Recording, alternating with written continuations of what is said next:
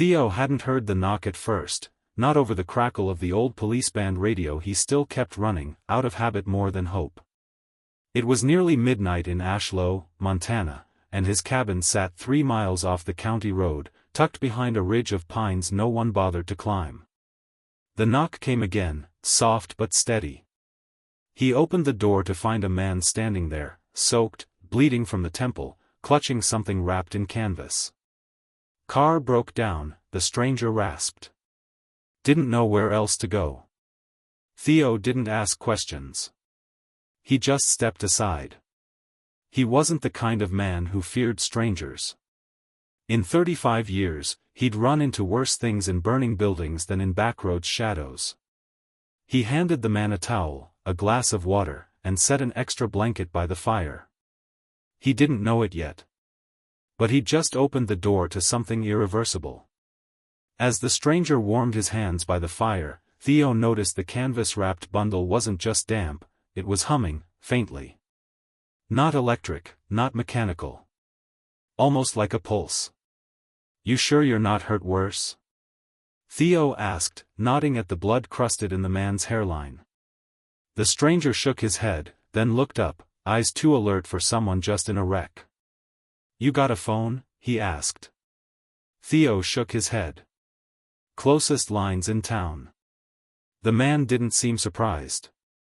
Then, without warning, he unwrapped the bundle. It wasn't a weapon. It wasn't anything Theo recognized.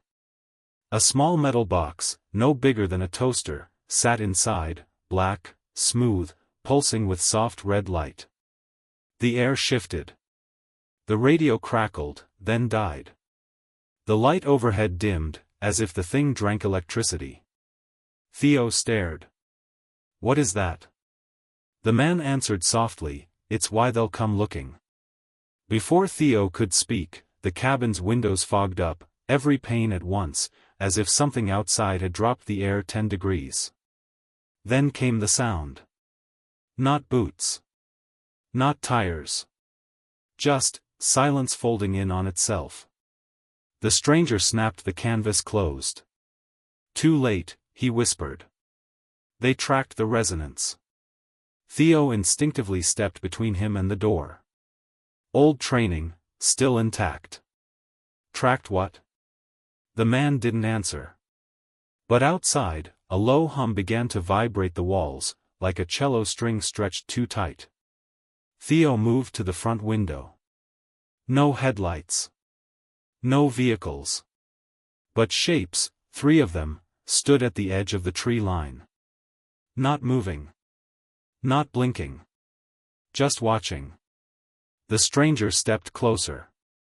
"They don't knock. They erase." Theo turned slowly toward him. "What did you bring into my home?" The man didn't flinch. He just said, the thing they thought no one survived holding. Theo moved quickly, locking the door out of reflex, though he knew it wouldn't matter. Those figures outside weren't burglars or locals playing tricks, they hadn't moved in over 2 minutes, not even to breathe. "Sit down," he ordered, voice steady. The stranger obeyed. "Name?" Theo asked. "Doesn't matter," the man replied, eyes flicking to the black box. "They already burned the one I had." Theo wasn't new to fear. He'd walked through fire, carried children out of crumbling stairwells. But this was different. His gut said run, but something deeper whispered, stay. He studied the stranger's hands, rough, blistered, branded with a mark like melted circuitry. Not military. Not civilian. "You're not the only one in trouble, are you?" Theo finally asked. The man shook his head slowly. "I'm just the last one, who made it this far." A crack echoed across the porch, too sharp to be wind, too deliberate to be accident. Theo spun toward the door, just as the knob began to rattle, softly, rhythmically, like someone mimicking a knock but refusing to make contact. "They're not supposed to cross thresholds," the stranger said, voice low. "But the box changes rules. It makes things porous."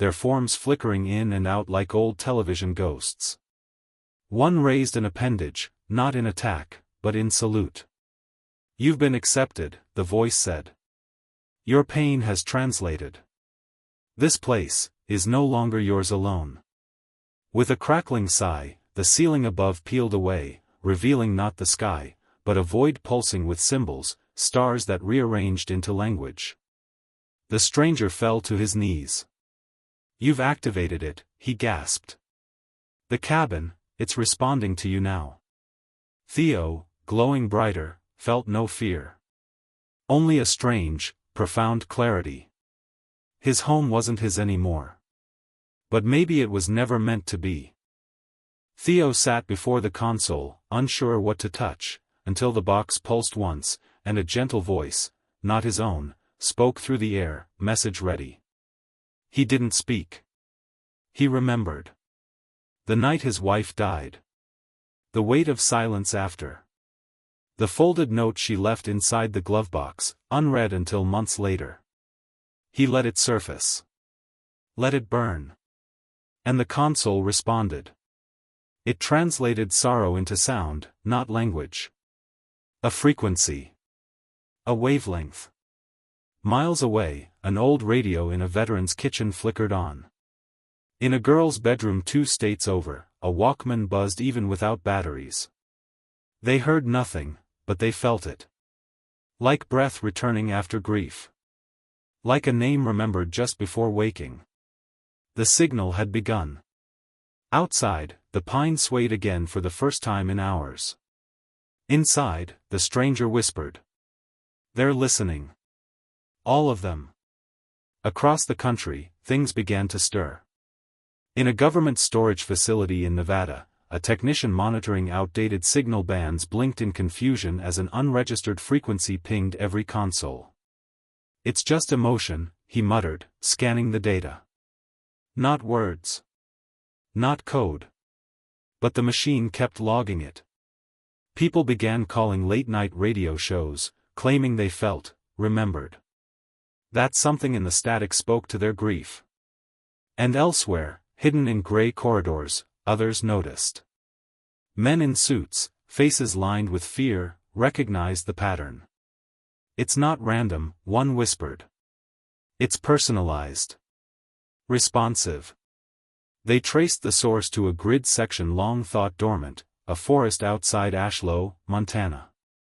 Back at the cabin, the stranger stared at the pulsing console. "They'll come for it now. Not just for you, for what it unlocks." Theo didn't flinch. He only asked, "How many more still need to be heard?" The stranger's answer, "All of them." That night, they came, not the beings from before, but men in government vans with antennae, dressed like surveyors, but moving like soldiers. They parked a mile out, whispering into headsets, scanning with handheld devices that flickered red every time Theo's name pulsed across the signal network. Inside, the console hummed louder. Not in fear, but in anticipation. Theo stood his ground, eyes fixed on the forest edge. The stranger handed him a worn backpack. "Inside are coordinates. Other sites. Other transmitters. They were shut down years ago, buried." "Why me?" Theo asked again. The man's eyes didn't waver. "Because you didn't run. Because your grief sings louder than their silence." A knock came, firm, rhythmic, official. But Theo didn't open it. Instead, he pressed his hand to the console. The cabin pulsed once more. And far away, in places no map marked, other consoles lit up. The console's pulse synced with Theo's breathing now, slow, deliberate, alive. As he stepped back, the floor beneath him shifted, revealing a small hatch he'd never noticed in 30 years of living there. The stranger gave a slight nod. "Every transmitter has a path," he said. "To the next." Theo opened it. A staircase of stone descended into a darkness warmer than fire. At the base, a room lined with reels of analog tape, blinking lights, and walls carved in symbols that pulsed when he looked at them, like memory etched into stone. He pressed play on the nearest reel.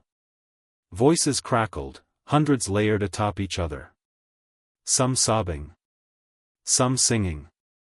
Some whispering names long forgotten.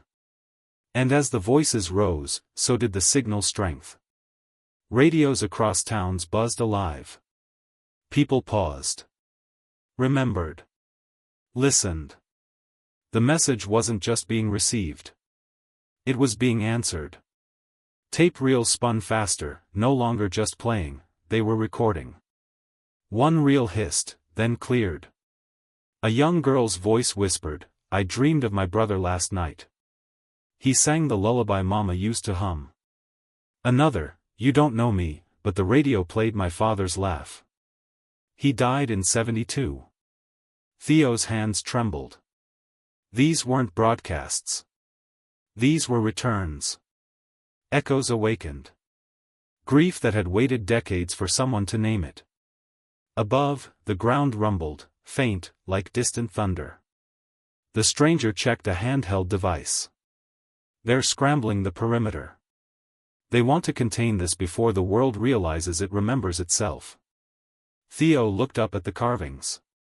They weren't symbols. They were names. His wife's among them. He traced her name, and the wall responded, soft light blooming outward. Somewhere, a boy in another state opened his mouth and remembered the name he'd repressed for years. He whispered, "Mom." In the darkened chamber, the light intensified, not harsh, but warm, like dawn breaking over grief. Theo stepped back as the walls shifted again, revealing new carvings forming in real time. These weren't old names, they were names just spoken. The boy's, Mom. A woman's, Tomas. An old man's, my brother, the day he drowned. All of it, recorded. Translated. Honored. The stranger knelt, overwhelmed. They thought if they buried the pain deep enough, time would silence it. But memory isn't a corpse. It's a frequency.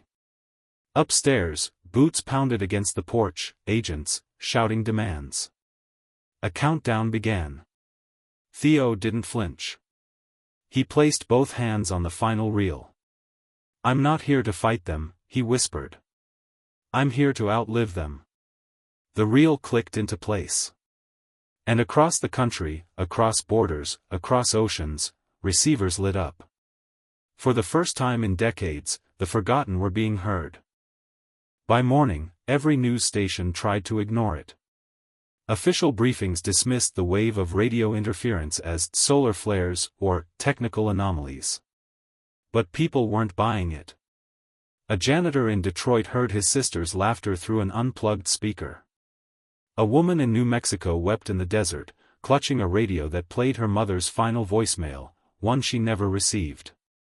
In Ashlow, the roads in and out were blocked. Military-grade vans, silent drones overhead. The cabin was declared a hazard zone, cordoned off behind steel fences and temporary checkpoints. But they were too late. The signal was no longer confined. Inside the chamber, Theo stood before the wall now glowing with hundreds of names. A soft hum resonated from beneath the floor, like a heart learning to beat again. "They're trying to seal us in," the stranger said. Theo replied quietly, "They don't realize, we're already everywhere." They came in silence. Not soldiers. Not agents. People. They walked, biked, hitchhiked, drawn by something they couldn't explain. Grieving mothers, forgotten veterans, children of the disappeared. They arrived at the fence, hands on chain link, eyes glassy with recognition. None spoke. None had to. Inside, Theo felt it. Each arrival strengthened the signal, not just heard now, but embodied. The cabin pulsed in rhythm with their footsteps, their memories, their pain. The stranger watched in awe. "It's turning into a convergence point," he murmured. "They're sinking, like the cabin is remembering with them." From the treetops, black drones hovered, cameras blinking.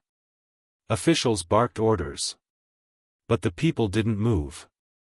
They simply stood, thousands deep, hearts thudding in unity. One little girl stepped forward and whispered through the fence, "I heard my brother say he's okay." And somewhere deep within the earth, another reel clicked to life. Just before nightfall, the warning came.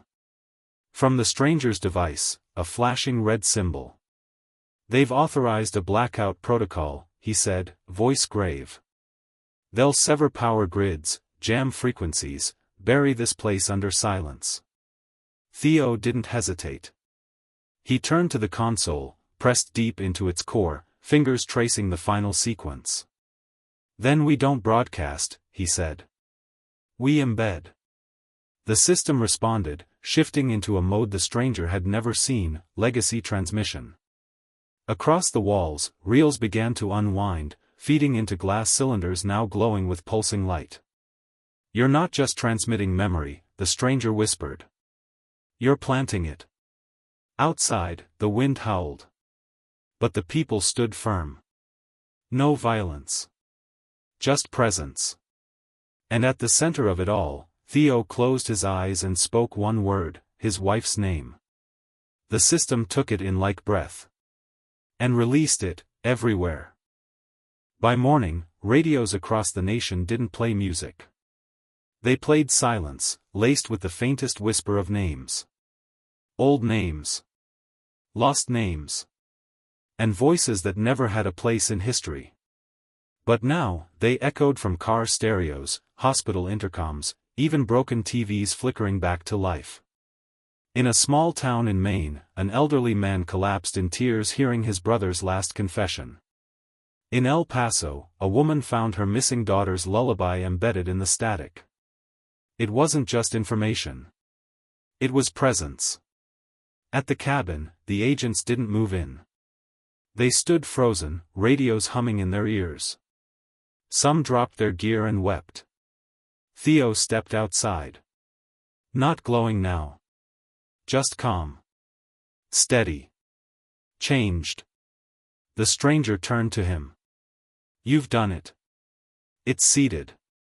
Theo looked to the tree-line, where the crowd stood, hand in hand. And for the first time in decades, no one felt alone. News outlets couldn't deny it anymore. The wave was everywhere. It had no source, no endpoint. Only recognition. A collective knowing that spread like roots underground, silent, steady, unstoppable. In schools, children paused mid-lesson, eyes distant. Veterans woke from years of silence, whispering truths once locked away. Even those who never lost someone felt it, that strange warmth, like someone just remembered their name. At the cabin, the console dimmed, its work complete. The carvings on the wall no longer shifted. They had settled. Fixed like constellations. Theo stepped inside one last time. He touched the name of his wife, now etched in stone, glowing faintly. "She was never gone," he said. "Just, unheard." The stranger stood in the doorway. "Now they all are. Heard, remembered, and returned." And for the first time, Theo didn't feel like a transmitter. He felt like a beginning. That evening, the cabin faded, not vanished, but absorbed into the forest, like it had never been a place at all, only a passage. The crowd dispersed in quiet reverence, as if they'd stepped out of a long dream and were now wide awake. Theo stood alone at the clearing, one hand resting on the stump where the console had once been. His face was weathered, but no longer weighed down. The signal had stopped broadcasting, because it no longer needed to. The world had listened. And more importantly, the world had answered. In a nearby town, someone placed a candle in a window. A stranger passing by nodded and did the same. Then another. Then another. Because remembrance, like grief, only needs a spark. And if this story found you in a quiet moment, don't turn away. Share a name. Light a candle. Let memory speak. Let the silence finally break.